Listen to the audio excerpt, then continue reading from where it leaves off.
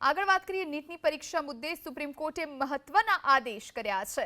નીટનું સંપૂર્ણ રિઝલ્ટ જાહેર કરવા સુપ્રીમે હુકમ કર્યો। સુપ્રીમે સંપૂર્ણ રિઝલ્ટ પોર્ટલ પર અપલોડ કરવા માટે શનિવારે 12 વાગ્યા સુધીનો સમય આપ્યો। સુપ્રીમ કોર્ટે વિદ્યાર્થીઓની ઓળખ સાર્વજનિક ન થાય તેવી રીતે પરીક્ષા કેન્દ્રની પણ સંપૂર્ણ જાણકારી જાહેર કરવાના આદેશ આપ્યા। હવે સોમવારે આ મુદ્દે ફરીથી સુનાવણી હાથ ધરવામાં આવશે। तो नीटनी संपूर्ण रिजल्ट सार्वजनिक करवा माटे आ हुकम करवामां आव्यो छे।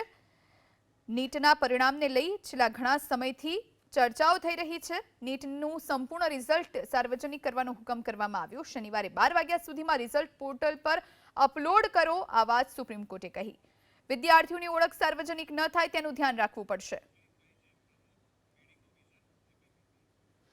अपनी साथे एबीवीपीना मेडिको विजन प्रमुख मौलिकभाई फोनलाइन पर जोड़ाया है। मौलिकभाई आपનું સ્વાગત છે। સુપ્રીમ કોર્ટનો આ મહત્વપૂર્ણ આદેશ નીટને લઈને કેવી રીતે જુઓ છો આપ? નમસ્તે તમને અને તમારા દર્શકોને। વિદ્યાર્થી પરિષદ જ્યારે ધર્મેન્દ્ર પ્રધાનજીને મળ્યું હતું ત્યારે પણ એમ આ માંગ રાખી હતી કે જે નંબર છે સાર્વજનિક કરવામાં આવે પણ તેમનું નામ સાર્વજનિક કરવામાં ના આવે।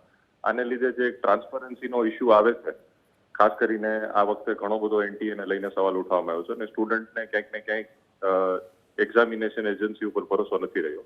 તો આ જે નિર્ણય સુપ્રીમ કોર્ટ દ્વારા લેવામાં આવ્યો છે તે ખૂબ જ સારો છે અને વિદ્યાર્થી પરિષદ તેનું સ્વાગત કરે છે। એને લીધે સ્ટુડન્ટનો વિશ્વાસ પાછો એક્ઝામિનેશનની જે એજન્સી છે એને પર આવશે અને આગળ તેઓ પરીક્ષા આપી શકશે। જી આભાર મૌલિકભાઈ અમારી સાથે જોડાવા માટે।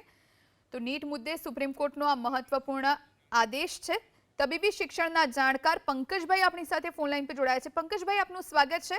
નીટ મુદ્દે સુપ્રીમ કોર્ટનો આ મહત્વપૂર્ણ આદેશ આપ કેવી રીતે જુઓ છો?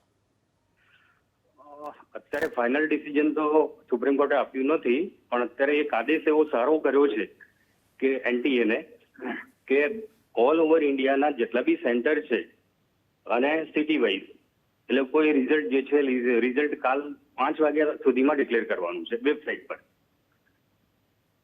જેનાથી સ્ટુડન્ટ જે છે સ્ટુડન્ટને મતલબ કે પેરેન્ટ્સ અને સ્ટુડન્ટને ખ્યાલ આવી શકે કે કોઈ પણ જગ્યાએ કોઈ એક સેન્ટર જે છે સેન્ટરમાં કોઈ ચીટિંગ થયું હોય, માસ કોપિંગ થયું હોય તો એ આઈડેન્ટિફાઈ કરી શકાય અને આગળ સુપ્રીમ કોર્ટ જે છે સુપ્રીમ કોર્ટ એના પરથી ડિસિઝન લઈ શકે। એક આવકારદાયક નિર્ણય કહી શકાય।